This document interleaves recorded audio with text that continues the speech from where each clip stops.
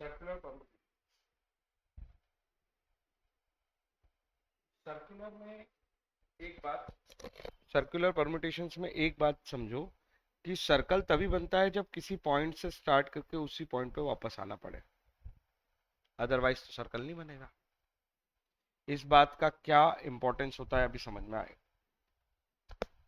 So where we have discuss the arrangement of object और things in a row, photograph खींचा था तो रो में खड़े थे। रो का फायदा क्या है, ये एंड और ये एंड बिल्कुल अलग है, लेकिन सर्कल में तो जहां से शुरू करोगे वहीं आना पड़ेगा, तभी सर्कल कंप्लीट हो सकता है, अदरवाइज सर्कल कंप्लीट नहीं हो सकता। तो हमने रो का अरेंजमेंट देखा, उसमें कोई टेंशन नहीं थी, एन फैक्टोरियल वेज में आप अलग अलग खड़ा कर सकते हो। पर सर्कल में अब वो एन फैक्टोरियल वेज नहीं बनेंगे, एनपीएन सीधा नहीं बन पाएगा, एनपीआर सीधा नहीं बन पाएगा। क्यों नहीं बन पाएगा? क्योंकि ये प्रॉब्लम कि सर्कल बनेगा ही तब जब एक पॉइंट फिक्स है उसी पे आके खत्म करते हो। हम्म, उसको फिक्स करना पड़ेगा। तो एक पर्सन एक ऑब्जेक्ट को फिक्स किए बिना you can not draw a circular arrangement. This is the problem. ऐसी कोई प्रॉब्लम नहीं थी रो में कि किसी को भी फिक्स करना पड़े। तो अभी हमने लीनियर परम्यूटेशन पढ़ी थी। अगर ज्योग्राफी बोलते हैं, अगर हम किसकी भाषा का कौन सा सब्जेक्ट होता है ये, ज्योमेट्री, ज्योमेट्री की भाषा में बात करें तो हमने लीनियर परम्यूटेशन पढ़ लिया है। But if we arrange the object along a closed curve, that is circle, वो सर्कल का मतलब ये ऐसा ओवल शेप भी होगा तो सब सर्कल ही है। वो क्लोज्ड कर्व मतलब ये ओपन है, ये क्लोज है। तो जब भी आप कोई क्लोज कर्व में परम्यूटेशंस ढूंढोगे, मतलब वही वाली बात है कि आप अरेंज करोगे डिफरेंट ऑब्जेक्ट्स को, और उन ऑब्जेक्ट्स के अरेंजमेंट में ऑर्डर इंपॉर्टेंट होगा, तो ही हम बोलते हैं परम्यूटेशन। तो ऐसा अरेंजमेंट, ऐसा सिलेक्शन जिसमें ऑर्डर इंपॉर्टेंट होता है उसको हम परम्यूटेशन बोलते हैं। तो वो ये कह रहे हैं कि अगर क्लोज कर्व बना दोगे तो हम उसको सर्कुलर परम्यूटेशन बोल देंगे। पहले तो इसका मीनिंग समझ में आना चाहिए। The number of circular permutation of n different things chosen at a time. अगर तुम्हारे पास 8 चीजें और तुम 8 की 8 एक बार में चुन लो, मैं क्या बोल रहा हूँ, you have 8 things and you have chosen to arrange all of them at a time. 8 की 8, 8 में से 7 भी चूज कर सकते हो, 6 भी चूज कर सकते हो अरेंज के लिए, 5 4 3। पर हम 8 की 8 यूज करें, वैसे 8 की 8 हम नॉर्मल केस में यूज करते तो हम कहते हैं एनपीएन, और वो हमारा बन जाता फैक्टोरियल एन। लेकिन अब ऐसा नहीं होगा, क्योंकि प्रॉब्लम समझ रहे हो ना, क्लोज कर्व है, किसी को फिक्स करना पड़ेगा। तो एक व्यक्ति फिक्स हो गया, उसका अरेंजमेंट में हिलना मना है, तभी सर्कल बनेगा। तो कितने बचे, n-1 फैक्टोरियल। कुछ समझ में आया कि ऊपर से गया? ये प्रूफ दे रखा है, प्रूफ को लेके तुम्हें कोई परेशान होने की जरूरत नहीं है, तुम मेरी बात समझ गए। ले दे के उन्होंने ये समझा दिया कि भाई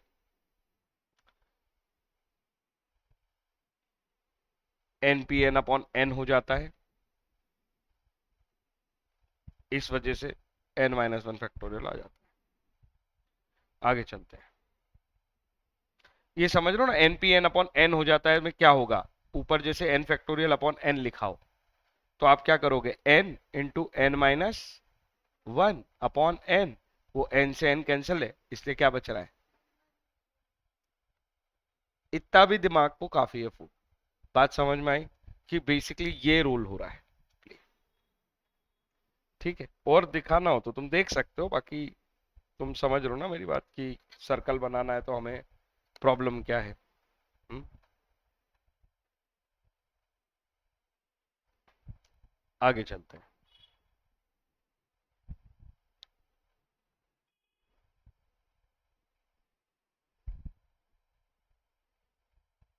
ये एक और वर्ड याद समझने के लिए दिमाग में रख सकते हो, last thing he first thing होगी, तभी तो सर्कल बनेगा।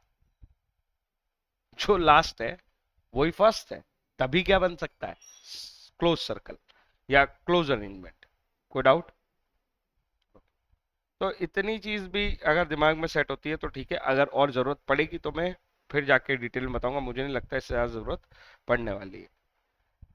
How many ways 4 person sit at a round table. जैसे ये वर्ड आया ना राउंड टेबल, मतलब ये कौन सा अरेंजमेंट हो गया? क्लोज। चार लोगों का पूछ रहा है, चारों को बिठाना है, तो चार में से कम तो नहीं किया उसने। चार लोगों की बात कर रहा है, चारों को बिठाना है और क्लोज सर्कल है, जो फर्स्ट है वही लास्ट है, तो ले दे के अरेंज करने के लिए कितने बचे? 3। तो इसलिए वो 3 फैक्टोरियल हो गया, काम खत्म। समझ में आया? इसीलिए मैंने उतने वर्ड काम के अंडरलाइन करा दिए जो तुम्हारे लिए काफी है। कोई दिक्कत है क्या? ये रहा आंसर, खत्म। These arrangement are such that every person has got the same 2 neighbors. The only change is that right side neighbor is left side neighbor and vice versa. अगर ये कंडीशन है, समझना, अरेंजिंग एन पर्सन, वही वाली बात है कि 8 10 9 जो भी सोचो, एन पर्सन अरेंज कर रहे हो, राउंड में ही कर रहे हो, मतलब क्लोज सर्कल की बात हो रही है, so that no person has same 2 neighbours. Neighbour सेम नहीं होने चाहिए। नेबर सेम होने का मतलब जो राइट में था वो लेफ्ट में आ जाए तो भी वो मेरा नेबर ही रहेगा, मेरे को वो चाहिए नहीं। एक बार जो मेरे लेफ्ट और राइट में बैठ गया वो दोबारा मेरे लेफ्ट और राइट में नहीं बैठना चाहिए, तब बोलेंगे हम कि ये कंडीशन हुई। ऊपर वाला जो केस है उसमें उसमें हम राइट साइड वाले नेबर को लेफ्ट में बिठा देते हैं, तो हम ये मान लेते हैं कि भाई ये अलग अरेंजमेंट है। अरे हाँ या ना? जैसे एक सर्कल में बैठे थे लोग, उसमें यहां बैठा था सी, फिर यहां बैठा था ए, यहां बैठा था बी। हमने अगले अरेंजमेंट में क्या किया, सी को तो वहीं बिठाया और ए को इधर कर दिया, बी को इधर कर दिया। नॉर्मल केस में ये अलग अरेंजमेंट है, लेकिन ये जो दूसरा केस पढ़ा हमने, पर अलग अरेंजमेंट है लेकिन फिर भी सेम नेबर तो है ना भाई, ये स्टेटमेंट तो सेम नेबर ही है ना, लेकिन even though we are considering it as different arrangement. पर अगर वो कहता है ऐसे परम्यूटेशन बनाओ, ऐसे अरेंजमेंट बनाओ कि सेम नेबर हो ही ना, कुछ समझ में आ रही बात? तो ये दो की जगह केवल एक बनेगा ना, दो की जगह कितना काउंट होगा? कॉमन सेंस लगाया तो देखो ये क्या हुआ, आधे अरेंजमेंट बन गए। अरे नॉर्मल सर्कुलर में वैसे ही कितने बनते हैं? n-1 factorial. अब वो कह रहा है कि वो दो मत मानो, उनको एक ही मानो, तो हम उस जितने टोटल बनते हैं उसके आधे कर देंगे तो हो गया ना। कठिन लग रहा है? इसका क्लासिक एग्जांपल है नेकलेस। नेकलेस एक सर्कुलर अरेंजमेंट है और उसमें कभी भी सेम नेबर हो सकते हैं क्या? नेकलेस कैसे बनेगा? सोचो, तुम्हें नेकलेस बनाना है मोतियों से, तो कैसे बनेगा? एक बार जो जिसके पड़ोसी हो गए, उसके पड़ोसी आगे कभी भी दूसरे अरेंजमेंट में जाएंगे ही नहीं ना। यस और नो? नेकलेस तो एक ऐसी चीज थोड़ी है कि आप बार बार बदल के बनाओगे। आप एक बार बनाना चाह रहे हो तो आपको उसने दे दिए कि भाई आपके पास जैसे 100 मोती हैं, 100 पर्ल्स यू हैव। और वो बोल रहा है कि एक नेकलेस फॉर्म करना है गार्लैंड से, no distinction between a clockwise and anti clockwise direction, because जब हम नेकलेस को देखें ऐसे या ऐसे तो इससे फर्क नहीं पड़ता, नेकलेस को फर्क नहीं पड़ता। तुम्हें मेरी बात समझ में आई कि नहीं आई? इसलिए नेकलेस पे ये कंडीशन हमेशा लगती है कि सेम नेबर मतलब same neighbour.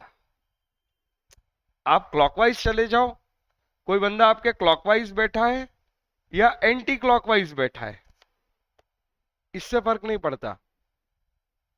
Necklace is necklace. कुछ समझ में आया कि नहीं आया?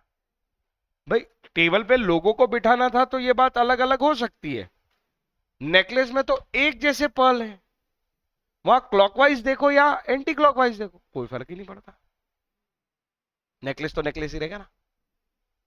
कुछ समझ आई बात? सपोज नेकलेस में भी तुम आइडेंटिफाई कर रहे हो, देखो एक इस आकार का नेक वो है पर्ल है, एक इस आकार का पर्ल है ना, एक इस आकार का पर्ल है, इन सबको तुमने नेकलेस में डाल दिया।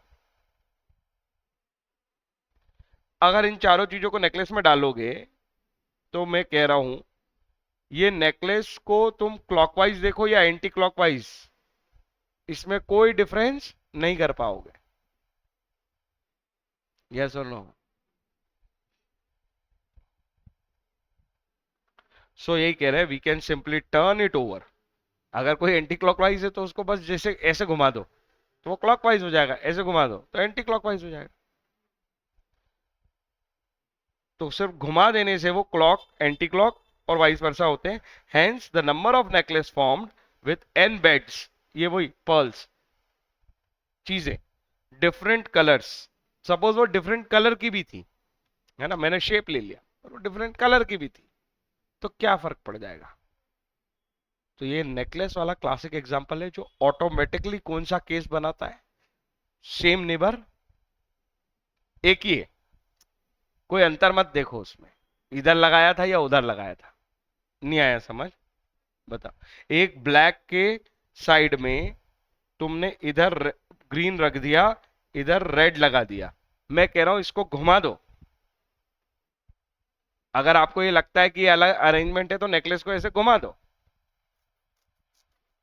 तो क्लॉक एंटी क्लॉक इसमें एक ही बन जाता है, उसमें कोई भेदभाव ही नहीं है, बस ऐसे सर्कल ऐसे रोटेट कर देने से वो घूम जाता है, वो तो सेम ही हो जाता है। इसलिए हम उसमें वही वाली बात है, सेम नेबर दोबारा कभी नहीं आएंगे, तो ही वो नेकलेस ठीक बन पाएगा ऐसा। तो ऑब्वियस बात है कि उसमें यही वाला केस लगेगा। ये समझने वाली बात थी, इसमें कोई डाउट है तो बताओ। तो लीनियर परम्यूटेशन हमने पढ़ लिया जो रो में होता है, सर्कुलर परम्यूटेशन हमने पढ़ लिया, उसके लॉजिक समझ लिया, n-1 फैक्टोरियल क्यों रहता है वो, और उसमें भी अगर सेम नेबर नहीं होने चाहिए, क्योंकि अलग अलग अरेंजमेंट जैसे बदलते हैं नेबर का तो अरेंजमेंट बदल जाता है नॉर्मल केस में तो, लेकिन जब वो कह दे सेम नेबर नहीं होने चाहिए या नेकलेस जैसा केस दिख जाए हमें कि भैया सेम नेबर का केवल उनको प्लेस शिफ्ट करने से, आपके राइट को लेफ्ट ले आने, लेफ्ट को राइट ले आने से कोई फर्क नहीं पड़ेगा, वो एक ही अरेंजमेंट कहलाएगा, तो उस केस में वो अपॉन टू भी हो जाता है क्योंकि आधे अरेंजमेंट खत्म हो जाते हैं, वो दो का एक ही केस बचता है। अब परम्यूटेशन के कुछ रिस्ट्रिक्शन वाले टॉपिक्स हैं। रिस्ट्रिक्शन का मतलब है हम कोई कंडीशन अप्लाई कर देंगे परम्यूटेशन। अभी तक नो कंडीशन अप्लाई वाले केस देखे तुमने, कंडीशन अप्लाई वाला केस क्या है? रिस्ट्रिक्शन का मतलब कंडीशन अप्लाई होता है in such cases where we are to arrange or select object, वही वाली बात है, या तो एन थिंग्स होंगी पूरी की पूरी अरेंज कर रहे होगे, या फिर उनमें से एन में से कुछ चुनी होंगी तुमने, टोटल 10 थिंग्स है उसमें से 6 या 5 या 4 का अरेंजमेंट कर रहे हो, पर इस अरेंजमेंट में रिस्ट्रिक्शन इंपोज है, मतलब कंडीशन अप्लाई है। The total number of arrangement in all cases can be found out by application of the fundamental principle. तो ऐसे केस में हमें थ्योरम समझनी पड़ती है, नॉर्मल केस के लिए किसी थ्योरम की जरूरत नहीं, हो तो हमने समझ लिया। पहली थ्योरम देखो क्या कहती है, बहुत इजी है, number of permutation of n distinct object. ध्यान से ये डिस्टिंक्ट वर्ड पे ध्यान रखना, ये आगे मैं यूज करने वाला हूं इसको। डिस्टिंक्ट सब अलग हैं, सेम कुछ भी नहीं है, लेटर है एबीसीडी तो अलग है, नंबर है तो अलग है, डिस्टिंक्ट है। Taken r at a time, हो सकता है आर मैक्सिमम कितना हो सकता है, एन जितना या उससे छोटा, ये तो वही वाली। When a particular object is not taken, देखो वर्ड क्या लिखा है, पर्टिकुलर, ऐसा नहीं कि रैंडमली कोई एक नहीं लेंगे, ना ना ना ना, वो तो फिर वो वाली बात हो गई, r things taken at a time, वो हो गई रैंडम वाली बात। भाई 10 में से आप कोई हर बार 8 ही चुनोगे तो 10 एन हो गया, और 8 आर हो गया। ये तो वो वाली बात हो गई। वो कह रहा है एक पर्टिकुलर कोई चीज, अगर वो नंबर है तो कोई एक पर्टिकुलर नंबर तुम कभी नहीं लोगे। अल्फाबेट है तो वो एक पर्टिकुलर अल्फाबेट तुम कभी नहीं लोगे। वो लोग हैं तो उसमें से कोई एक पर्सन तुम कभी नहीं लोगे। वो कलर है तो एक कलर नहीं लोगे। वॉट एवर डिस्टिंक्ट चीजें हैं। एक वर्ड ये इंपॉर्टेंट, और दूसरा एक पर्टिकुलर चीज को तुम हमेशा इग्नोर करोगे, उसको कभी not taken in any arrangement, किसी भी अरेंजमेंट में वो नहीं आएगा। तो नॉर्मल केस में होता है एनपीआर। सुनना, तो जब एक को तुम कभी लेने ही नहीं वाले हो तो उसको आर में से उड़ाना चाहिए कि एन में से? एन में। अरे 10 में से एक को कह दिया, इसको तो अपन कभी सिलेक्ट ही नहीं करेंगे। ये बात समझ में नहीं आई? टेकन का केस है, टेकन चूज करने की बात है। अरे हाँ या ना? सर हमको लग रहा था कि आर में से भी नहीं लेंगे। जरा नीचे वाला देखो, एन में से भी चला जाना था, इसको आर में से भी चला जाना था, ऐसी फीलिंग आ सकती है। इसकी अगली थ्योरम इस चीज को क्लियर करेगी। Number of permutations of R objects out of n distinct objects when particular object is always included। always included में देखो भेदभाव, एक तो सिलेक्ट ही है, बाकी लोगों पे बात करो। जैसे तुम्हारे पास 10 कैंडिडेट आए हैं इंटरव्यू के लिए, उसमें से एक तुम्हारे दोस्त का फोन आ गया कि मेरा बच्चा है, इसको तो रख ही ले। तो तुम्हारे पास पोस्ट कितनी थी? सपोज 5 प्लेसेस थी, और उसमें से एक बच्चे को तो आपने पहले ही फिक्स कर लिया है, तो ले दे के अब 9 लोग बचे हैं और 4 प्लेस बची। समझ आई बात की? जब एक को फिक्स ही कर लिया है कि रख ही लेना है, तो फिर क्या दिक्कत? तो उसके अंदर वो आर में से भी कम हो जाएगा और पी में से एन में से भी। ये केस समझ में आया कि नहीं आया? ऊपर वाले केस में यही केस होता, और हमने 10 कैंडिडेट में से एक कैंडिडेट अपने को याद आ गया कि यार इसको तो पहले भी जॉब दी थी और ये तो बड़ा बेकार है, नाम तो दिख गया तुम्हें, पर तुमने वही सोच लिया कि इसको तो रखूंगा ही नहीं मैं। तो केवल एन में से 9 बचे हैं जो एलिजिबल बचे, 5 पोस्ट तो भरनी है। लॉजिक समझ में आया? नीचे के कुछ एग्जाम्पल तुम्हें एनलाइटन कर देंगे। डिस्टिंक्ट होने चाहिए। हाँ, दोनों जगह क्या वर्ड इंपॉर्टेंट है, बार बार बोल रहा हूं मैं। डिस्टिंक्ट ऑब्जेक्ट, अलग अलग लोग होने चाहिए, सिमिलैरिटी कहीं नहीं चाहिए। ये देखो पहला example, how many arrangement can be made out of the letter of the word draught. एक भी लेटर रिपीट है इसमें? सारे डिस्टिंक्ट उठाए हमने। अगर होता तो वो जो सिमिलर होते हैं उनको हम एक ही मान लेते हैं, फिर वो काउंटिंग के बाहर होता। क्योंकि ये थ्योरम केवल किस पे लगेगी? डिस्टिंक्ट ऑब्जेक्ट पे। इसलिए मैं इतनी बार उस पर ध्यान दिला रहा हूं तुम्हारा। अब वो बोल रहे हैं how many arrangement can be made out of the letter word draught the vowels. अब कंडीशन लगाई, अगर इतने पे क्वेश्चन खत्म हो जाता, ऐसे अपने दिमाग को सिखा दो, अगर इतने पे क्वेश्चन खत्म हो जाता तो हम क्या लगा देते? ड्रॉट में जितने लेटर है, बात खत्म, 7p7 बन जाता। लेकिन अब वो लाया कंडीशन, कंडीशन लाया तो हम इन कंडीशंस को ध्यान रखेंगे कि कब जो कंडीशन आती है तो हम क्या करते हैं। ठीक है ना? तो the vowels never being separated, उसने कहा वॉवल्स को एक ही यूनिट बना दो, एक ही यूनिट। अभी हम इसमें ढूंढे वॉवल्स कितने हैं, ए और यू। अब 2 अलग और टोटल 7 थे, तो अब कितने बचे? 5 अलग। 5 तो अलग अलग है, और इन दोनों का तो ग्रुपिंग ही करना है। नेवर बीइंग सेपरेटेड, इनको कभी सेपरेट नहीं करना है।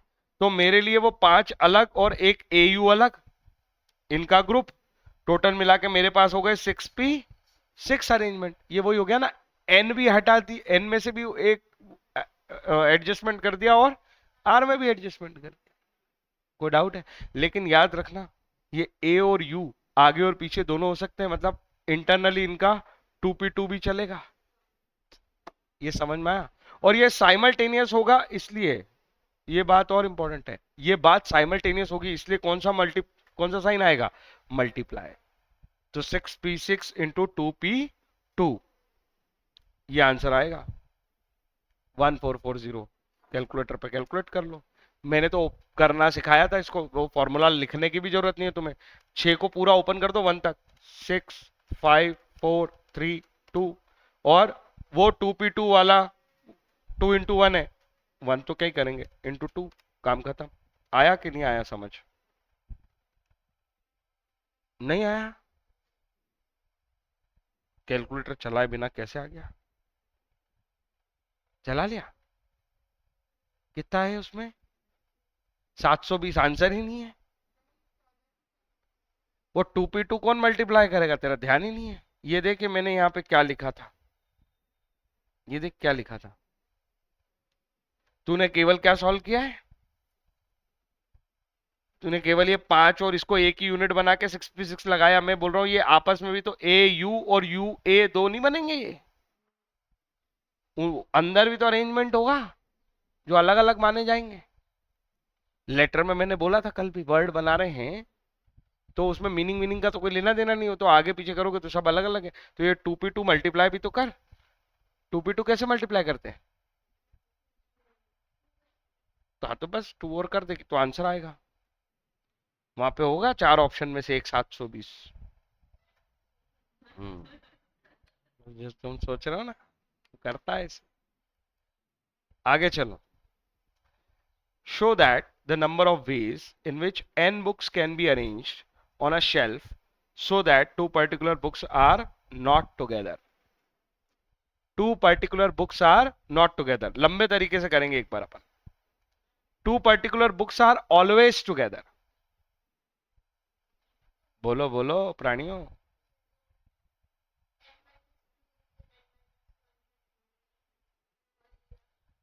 वो तो शॉर्टकट नहीं चाहिए मेरे को, लंबा तरीका चाहिए। और two books are always together. Total कितना है, टोटल कितनी बुक है? N book. अरे यार ये तो एन बुक पे ही कर रहा है। चल, पर तुम समझे ना मेरी बात। n-2 और वो दो का एक ग्रुप ले दे के, वो दो का एक ग्रुप भी तो है। ये दोनों मिला के टोटल नंबर कितने हो जाएंगे, n-1 फैक्टोरियल हो जाएंगे। इतना समझ में आया? आंसर तो ये है, एन बुक्स को अरेंज करने का टोटल तरीके। आंसर तो जब दो बुक एक साथ टुगेदर हो, ऑलवेज टुगेदर का आंसर तो ये है। यस और नो?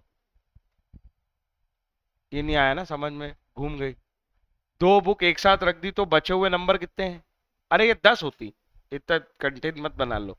10 बुक होती तो दो को तो एक साथ रख दिया तुमने, तो भैया 8 बची वो और एक ग्रुप, ये यूनिट, एक ही यूनिट हो गई ना दोनों।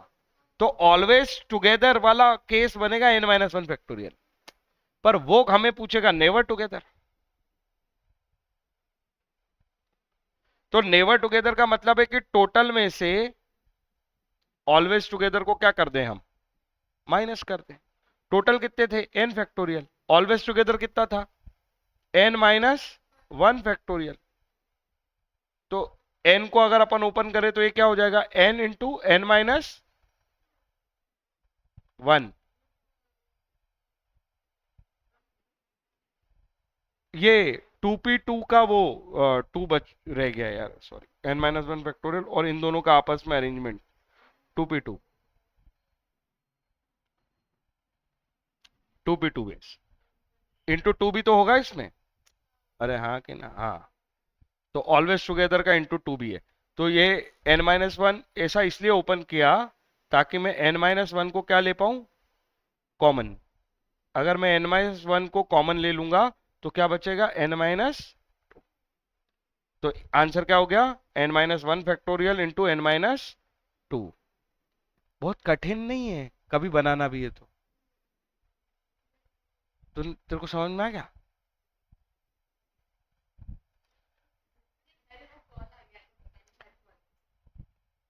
ऑलवेज टुगेदर का केस समझ में आया तेरे को? ऑलवेज टुगेदर का केस समझ में आया? इधर देख, इधर, उधर कहाँ दिखेगा?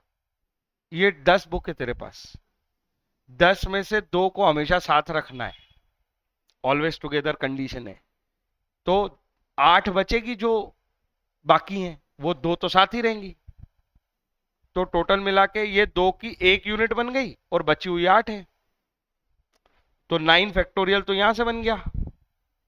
फिर वो 2 आपस में इधर उधर भी तो होंगी, अरे जैसे अभी वर्ब वो करा था वॉवेल, अंदर जो एक ही ग्रुप है जिसके अंदर 2 किताबें हैं वो भी तो आगे पीछे रखी जा सकती है, तो उनके वेज भी 2p2 बनेंगे ना।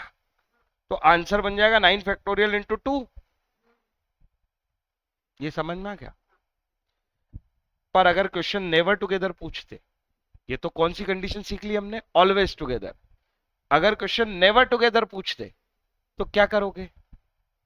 तो टोटल जो अरेंजमेंट हो सकते थे 10 चीजों के, वो तो कितने हो सकते थे, n फैक्टोरियल।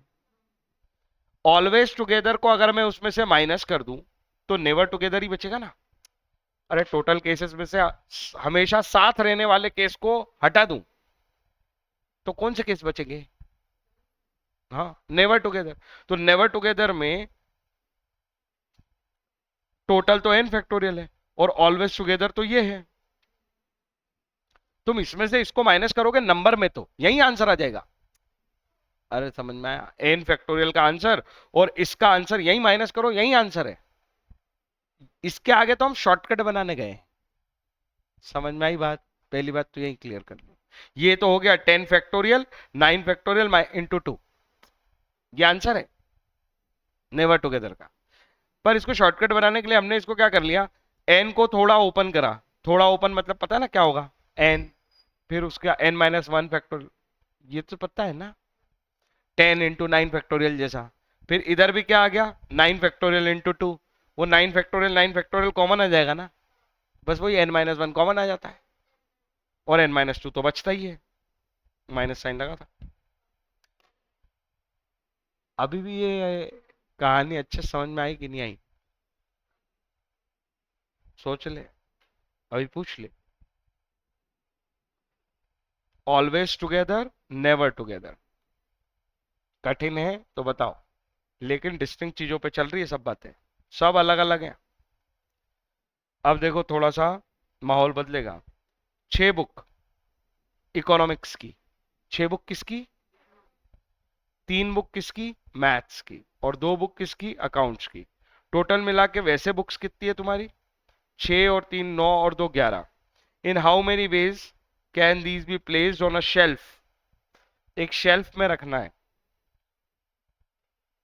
इफ, अगर अच्छा इतना ही पूछता और काम खत्म कर देता, इफ नहीं लगाता, तो क्या थी, 11p, बात खत्म। अरे 11 किताब है, 11 को अरेंज कर देंगे। ऐसा कहीं नहीं बोला कि ये 6 बुक इकोनॉमिक्स की सेम ऑथर की है, वो अलग ही मान रहा हूं मैं, वो डिस्टिंक्ट है सब। हाँ, 6 बुक है इकोनॉमिक्स की, 6 के 6 अलग ऑथर है, वो 6 की 6 किताब अलग अलग क्लासेस की है, वो डिस्टिंक्ट है। अब वो बोल रहे हैं if the books on the same subject are to be together, वो कहता है हमको तो सारी सब्जेक्ट की किताब एक साथ ही रखनी है, मतलब 6 बुक्स इकोनॉमिक्स की एक साथ ही रहेंगी। तो मुझे बताओ, तुमने तो 3 ग्रुप बना दिए जो आपस में अरेंज हो सकते हैं, एक इकोनॉमिक्स का, एक मैथ्स का, एक अकाउंट्स का। इन तीनों का अरेंजमेंट तो 3p3 होगा। अरे बोलो हाँ कि ना। लेकिन इसके साथ साइमल्टेनियस और भी चीजें लगेंगी क्या, ये 6 बुक्स भी तो अंदर के अंदर बदली जा सकती हैं आपस में, फिर ये 3 भी तो बदली जाएंगी आपस में, हर यूनिट के अंदर भी तो जाके बदलेंगे अपन, और 2p2 ये भी बदल जाएंगी। तो आंसर ये है। समझ में आया कि नहीं आया? 3p3 इस बात का कि वो 3 ग्रुप अरेंज हो जाएंगे और ग्रुप के अंदर जाके फिर हम चीजों को अरेंज कर लेंगे। इसीलिए देखो 3 फैक्टोरियल फिर 6 फिर 3, लॉजिक समझ में आया?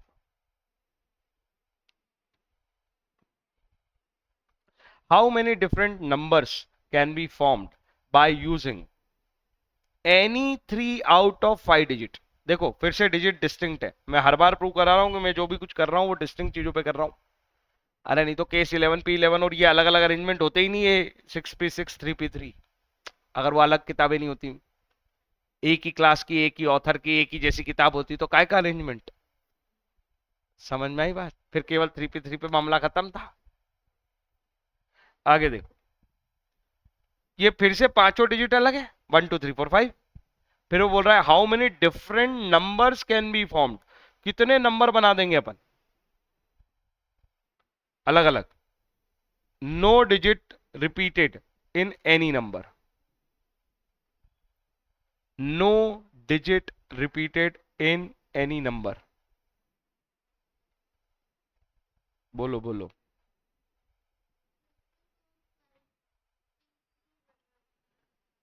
तीन को ही लेना है, तो नॉर्मली तो बनना था 5p3, तो 5p3।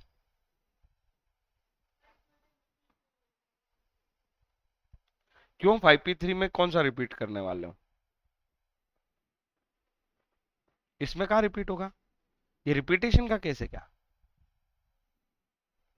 ये तो हम करते ही सारे विदाउट रिपीटेशन है, रिपीटेशन का तो केस लाया ही नहीं हूं मैं अभी तक, एक भी क्वेश्चन नहीं किया अभी तक रिपीटेशन का।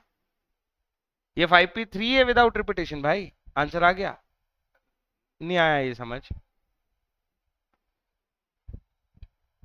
How many of these, how many of these, मतलब जो तुमने वो तीन लिए ना, उसमें से पूछ रहा है वो। Begin with specified digit, begin with specified digit. अगर तीन नंबर हैं तो ऐसे सोचना शुरू करना चाहिए, उसमें से यहां की डिजिट स्पेसिफाइड होगी, स्पेसिफाइड होगी मतलब डिसाइडेड, मेंशन। कैसे सोचो, पहले तो 5p3 को आंसर कर लो जरा। 5 4 3, अरे इतना ही तो खुलेगा। 60, टोटल तुम्हारे पास 60 अरेंजमेंट है, उसमें से पहली डिजिट क्या बोल रहे हो तुम, स्पेसिफाइड होगी। तो इन दोनों के लिए क्या बचा, इनमें से कोई भी डिजिट 1 2 3 4 5 में से कोई सी भी डिजिट ले लो एक, तो इनके लिए बचा 4p2। अरे चार नंबर बचे टोटल, और दो बची को। समझ नहीं आई ये बात। अगला बोल रहा है begin with specified digit and with another specified digit. ये भी फिक्स कर दिया, और यहां भी मैंने कह दिया यहाँ 2 आएगा सपोज। दो नंबर खा गए ना तुम, वो कोई भी स्पेसिफाई हो जाए, स्पेसिफाई हो गई मतलब वो फिक्स हो गई। तो अब कितनी जगह बची है, एक नंबर कितने बचे, 3। 3p1 2 का, क्या अकेला 3p1 आंसर हो जाएगा, हाँ या ना। अरे ये तो फिक्स ही है ना दोनों, कोई डाउट।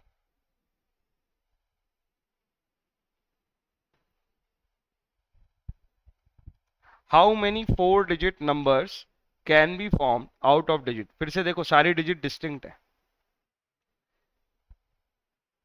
अगर केवल इतना ही क्वेश्चन होता, 4 डिजिट नंबर कितने बनेंगे, 9p4, खत्म।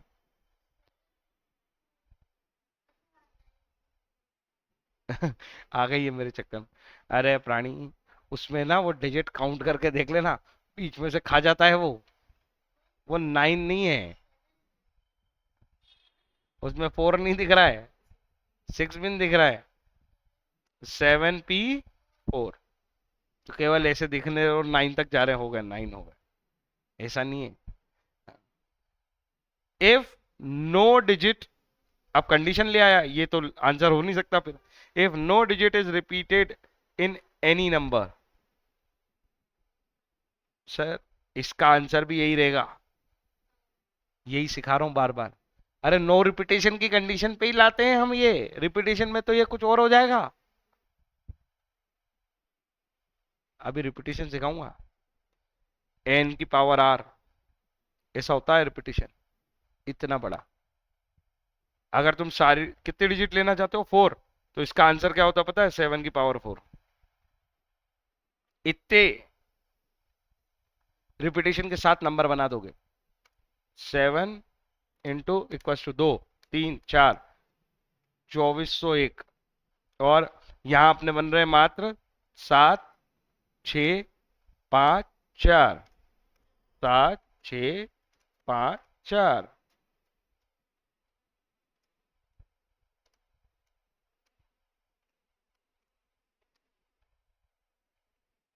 अंतर दिख रहा है विदाउट रिपीटेशन और रिपीटेशन का?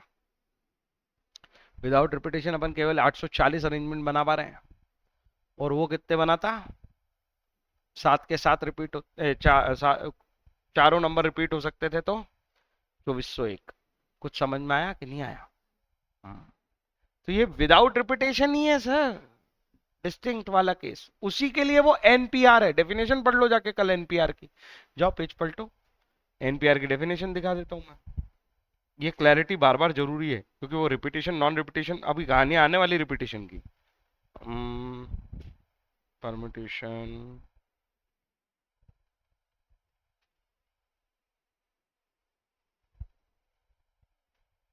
क्या वर्ड लिखा है?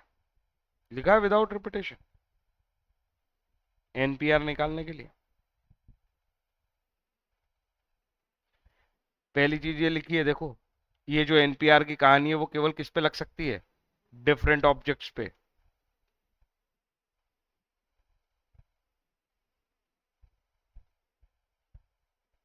और क्या लिखा है?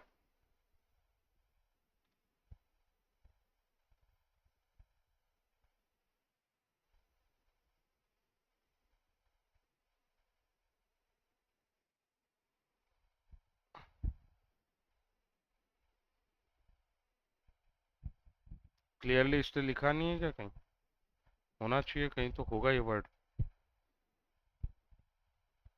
ये समझ लो, ये विदाउट रिपीटेशन ही निकाल रहा है। बात समझे भाई? वो कल मैंने एग्जांपल करके ही बताया था 3 चीजों का, एबीसी, महेश, रमेश, सुरेश। इसमें कुछ भी रिपीट हो रहा है क्या? कोई नंबर भी ऐसे रिपीट नहीं होगा। तो विदाउट रिपीटेशन के केस ही पढ़ रहे हो।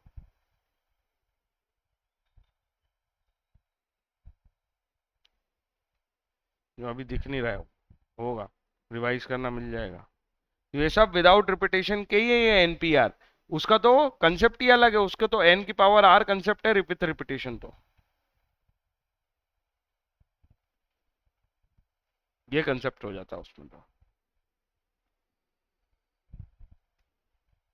ठीक है, आगे चलते हैं। यहां बोल रहे हैं वो, how many of these will be greater than 3000? इनमें से कितने जो हैं वो 3000 से बड़े हों? 4 डिजिट नंबर है, 3000 से बड़े चाहिए, तो हमेशा ऐसे बॉक्स बना के सॉल्व करो।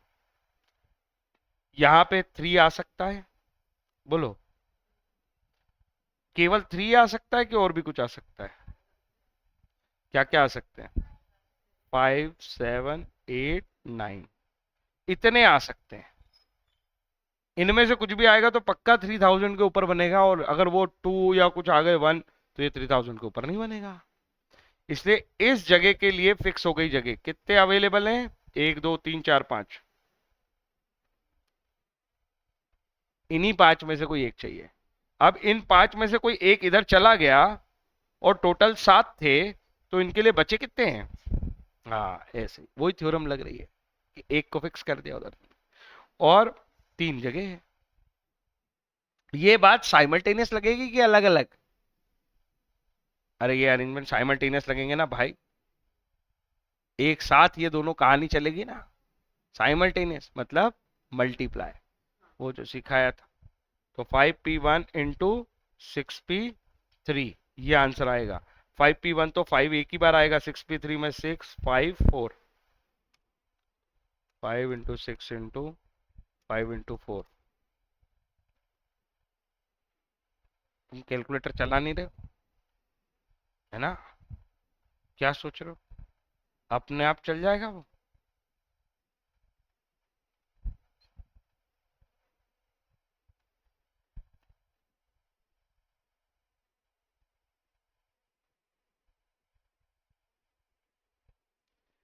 अरे कोई डाउट है तो बताओ। अगला, सोचने का तरीका समझ में आ रहा है ना? मेन चीज वो है, आंसर नहीं। Find the total number of numbers, number of numbers मतलब क्वांटिटी, वो नंबर निकालने कितने होंगे। Numbers greater than 2000 that can be formed with the digit, 5 digit है, no digit being repeated in any number. वही वाली बात है कि किसी नंबर में ऐसे दो बार 3 नहीं आएगा, ऐसे वाले केसेस ही कर रहे हैं। चलो बॉक्स बना लेंगे। कितने नंबर चाहिए, 2000 के बड़े। अभी तुम गलती करने वाले हो, देखना। टोटल कितने डिजिट है, 5। तो 2000 से बड़े बनाने, तो बनाओ। हम्म,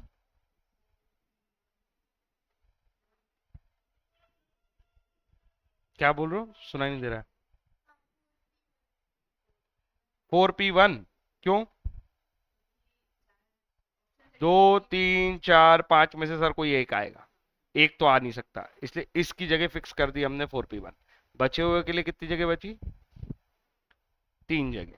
हैं कितने टोटल, बचे कितने हैं, 4 में से कोई भी आ जाए अब तो कोई भी आ जाए, एक जगह उसको फिक्स। 4p3, ये बात साइमल्टेनियस लगा देंगे। साइमल्टेनियस लगा देंगे तो ये हो गई 4p1 इंटू 4p3। और तुम सोचोगे कि तुम्हारा आंसर आ जाएगा, तो आंसर नहीं आएगा। सर क्यों, वो 4 डिजिट उसने फिक्स नहीं करी थी।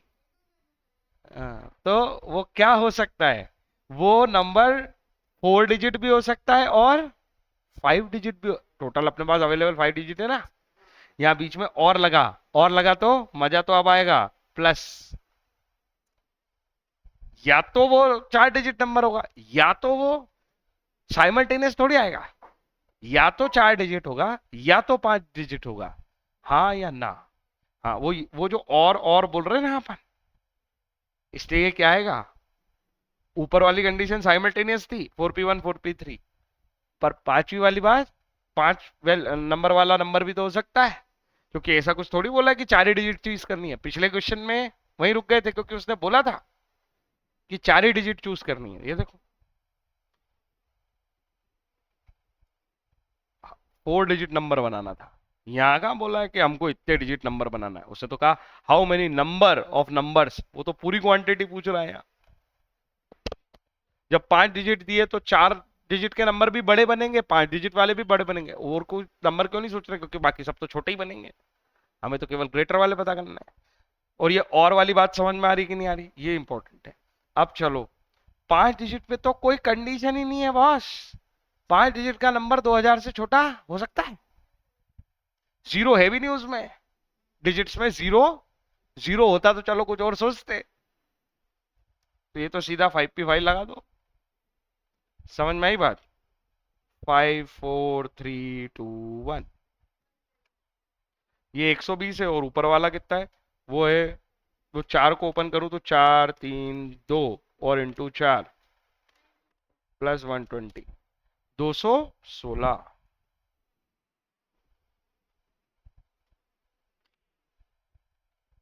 इजी है ना कि कठिन है, क्या कहते हो। रिवाइज करना पड़ेगा, अगर तेरे को कठिन लग रहा है तो रिवाइज करेगी तो आएगा। तेरा ध्यान इधर उधर होता है तो तू घूम जाती है। और ये पढ़ के ऐसे खुद से पढ़ोगे, परेशान होगे, तो आएगा। चलो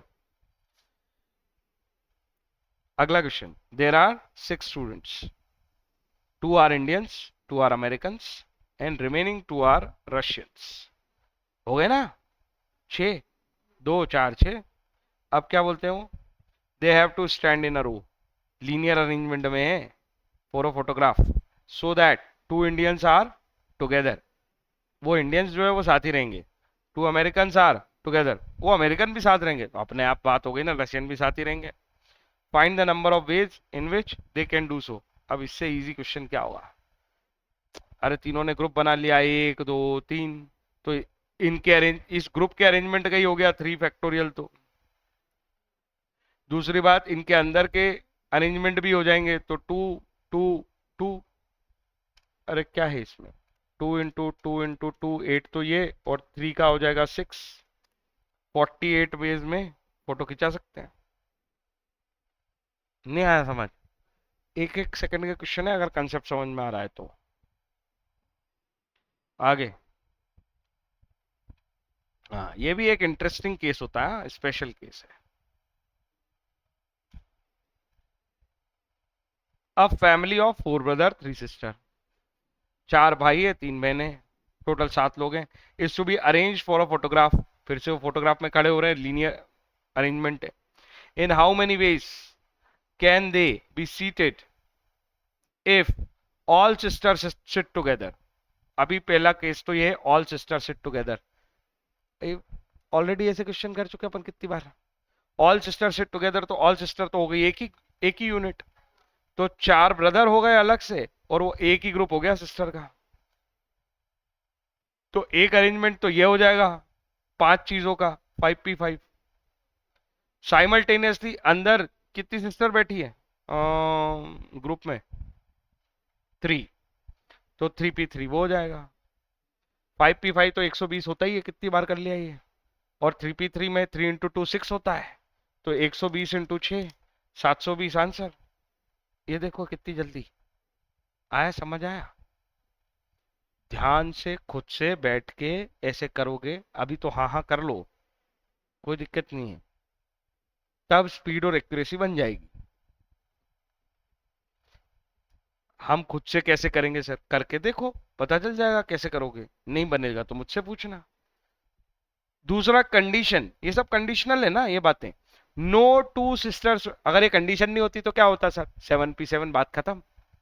कंडीशन डाली, no two sister sit together. Sister साथ में बैठनी ही नहीं चाहिए कोई भी। अब इसके लिए हमेशा ये इमेजिनेशन लाओ। देखो ये बना रखी है इसने, 1 2 3 4। अच्छा ये खुद से है ना, बनाओगे तो अभी घूम जाओगे। चलो यहाँ बनाता हूँ। 1 ब्रदर, 2 ब्रदर, 3 ब्रदर, 4 ब्रदर। बताओ सिस्टर कहाँ बैठनी चाहिए? क्या यहाँ 2 सिस्टर बैठा दूं? कंडीशन ये है कि 2 सिस्टर साथ में नहीं बैठनी चाहिए। तो जल्दी जल्दी बना लो, ये बैठ गई ना 3 सिस्टर, बात खत्म। हाँ या ना? इधर देखो इधर, यही 3 प्लेस बनेगी कि नहीं? पागल हो तुम, यहाँ भी जगह बनी हैगी, ये 2 जगह क्यों छोड़ रहे हो? यहाँ नहीं बैठ सकती? प्लेस 5 है उसके पास, 3 ही है। हो सकता है वो यहाँ ना बैठ के, कोई यहाँ बैठ जाए, यहाँ ना बैठे, कोई ना बैठे यहाँ। क्या सिट टुगेदर नहीं हुआ ये? बोलो बोलो, कितनी अवेलेबल प्लेसेस हैं? 5। इसलिए तो आईएमपी लिखा था मैंने। मेरे को पता था वो 3 गिनती में जैसी आती है ना, तो हमें लगता है कि हो गई। 4 ब्रदर हो गए, 3 सिस्टर हो गई। ऐसे बैठ जाएं, ऐसे बैठ जाएं, ऐसे इमेजिन करो, देखो नहीं है ना, सिस्टर से टुगेदर नहीं हो रही है, नो सिस्टर। तो वो अरेंजमेंट में ये ब्रदर तो देखो कहीं भी बिठाओ इनको, किसी को भी किधर भी, चारों को, तो इनका तो बन गया 4p4। साइमल्टेनियसली सिस्टर के पास 5 जगह हैं और 3 सिस्टर हैं, तो एक 4p4 हो गया और एक 5p3 हो गया। देखो 4p4 कितना आसान होता है, 24। 5p3 कितना होगा, 5 4 3, 60 इंटू 24, खत्म, 1440। ये आ गया। कोई डाउट है तो बताओ। आया समझ है? Next, in how many ways 8 person, ठीक है, सीटेड राउंड टेबल। तो जो पहला है वही आखिरी है, तभी राउंड है। तो 8 कितने में बैठ पाएंगे? n-1 factorial, 7 factorial. 7 factorial solve कर दो, 7 6 5 4 3 2, खत्म, 5040। इतनी तेज उंगली क्यों नहीं चलती तुम्हारी? तुम उल्टे से करो चाहे सीधे से करो, उसको पहले सही जगह तो रखो। उल्टे से कर रहे हो तो बेंच पे सही जगह पे ऐसे कैलकुलेटर रखना सीखो। उसको उसका एंगल सही करो, देखो ये एंगल होता है। अगर कर सीखना है तो मैं बताता हूँ ना कैसे सीखना है। कॉपी अपने तरीके से होगी, देखो ऐसे, ऐसा बनेगा। कॉपी अपने तरीके से होगी, और कैलसी ऐसा होगा कि हाथ को बिल्कुल तकलीफ नहीं हो उंगली चलाने में, ऐसा हाथ टिकाओ उस पे। तुम समझ नहीं रहो बात को। कभी तबला बजाना सीखने गए हो क्या? हाँ, वो अरेंजमेंट इज वेरी इंपॉर्टेंट, तभी आप एक्सट्रीम स्पीड तक जा पाओगे। तबले में स्पीड चाहिए ना। आप सोचो कि नहीं कैसे भी हो तो रहा है ना सर, हाँ, एक्सट्रीम स्पीड चाहिए आगे जीवन में। देखो मेरा हाथ ये सपोर्ट लिया उसने, ये अब मेरी उंगलियां जो है ना वो बिल्कुल फ्री है। तुम्हें मेरी बात समझ में आ रही है? ये यहां तक फिक्स है, यही चलेगा बस। इसकी प्रैक्टिस हो गई तो फिर तुम ऐसे लिखोगे, ऐसे करोगे, ऐसे लिखोगे, ऐसे करोगे। ठीक है, तो ऐसा अरेंजमेंट बनाओ। हाथ को अंदर की तरफ, तूने बाहर की तरफ निकाल रखा है, एंगल कैसे चाहिए मेरे को? अंदर, ये अंदर नहीं हुआ, ऐसे होता है अंदर। हाँ, ये होता है अंदर। तो कैलकुलेटर की डायरेक्शन ये होती है ना? वो करो, अच्छी बात, पर ऐसे करो। ठीक है, राइट। चलो आगे चलते हैं, ये भी सब रिकॉर्ड हो गया। हाँ, तो कहा था मैं कहा था। हम्म। तो 8 पर्सन है वो, राउंड टेबल पे बैठेंगे तो 7 फैक्टोरियल पे बैठ जाएंगे, 5040 आंसर आ गया। अगला क्वेश्चन भी है उसमें, how many cases will two particular person sit together. दो लोग तो साथ ही बैठेंगे, उनको कोई नहीं हिला सकता है, वो एक ही टीम है। अरे एक ही टीम का केस नहीं हो गया? अभी मजा आने वाला है। एक तो 6 लोगों का सेट हो गया, और एक वो 2 लोगों का सेट हो गया। टोटल मिला के कितने एन हुए तुम्हारे? ये दो का तो एक ही सेट है, तो 7 एन हुआ। लेकिन 7 फैक्टोरियल नहीं आ सकता, वो राउंड है, इसलिए n-1 फैक्टोरियल लगेगा। इसलिए पहले n निकालो, फिर n-1 सोचो, तो 6 फैक्टोरियल। लेकिन साथ में ये दो लोग सिट टुगेदर बोला है, फ्लिप तो हो सकते हैं ना। इंटू 2 फैक्टोरियल मतलब 2। हाँ, 2 फैक्टोरियल लिख ले। 6 फैक्टोरियल कितना होता है? 120 इंटू 6 720 होता है। 1440 आंसर आया। सर ज्यादातर आंसर 1440 ही है, अगर कुछ समझ नहीं आएगा तो हम 1440 लगा देंगे। माइनस मार्किंग बची है कि नहीं बची है फाउंडेशन में? माइनस मार्किंग है कि नहीं है फाउंडेशन में? है। हाँ, अच्छी बात। नहीं तो ये तुक्केबाजी जो है, ये नुकसानदेह है, पता है किसके लिए? जो बच्चे पढ़ते हैं। तुक्केबाजी किसके लिए नुकसानदेह? जो पढ़ रहा है, जिसने दिमाग लगाया, जिसने कोशिश की, वो किसी का तुक्का सही हो गया, है ना? तो एग्जाम्पल 10, 6 बॉयज हैं, 5 गर्ल्स हैं, seated photograph, row, no 2 girls sit together, no 2 boys sit together. अभी पिछले अरेंजमेंट में मजा आ रहा था, हाँ? क्या 3 आएगा?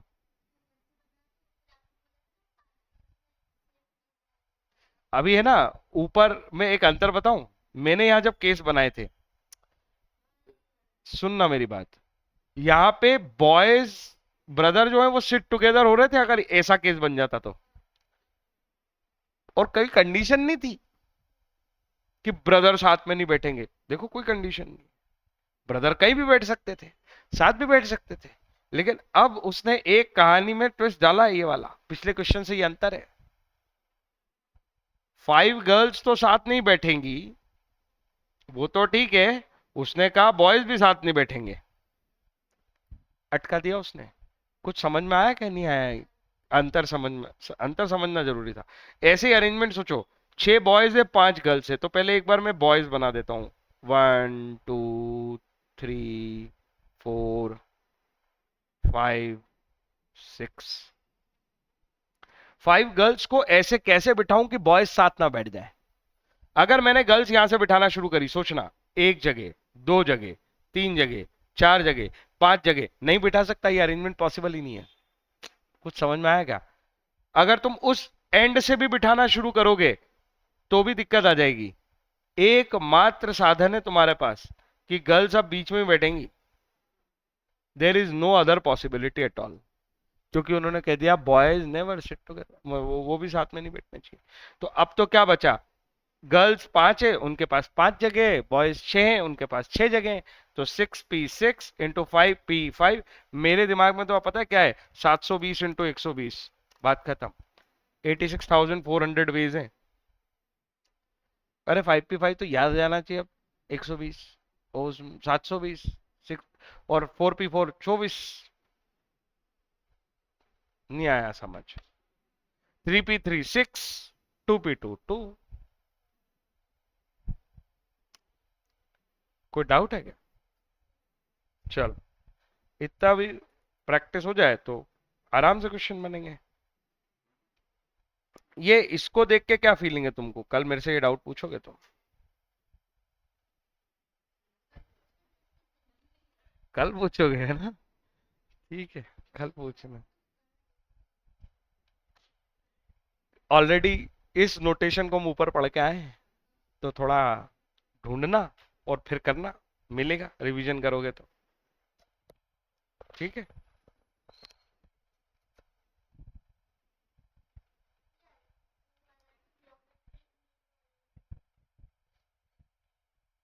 एक सेकंड।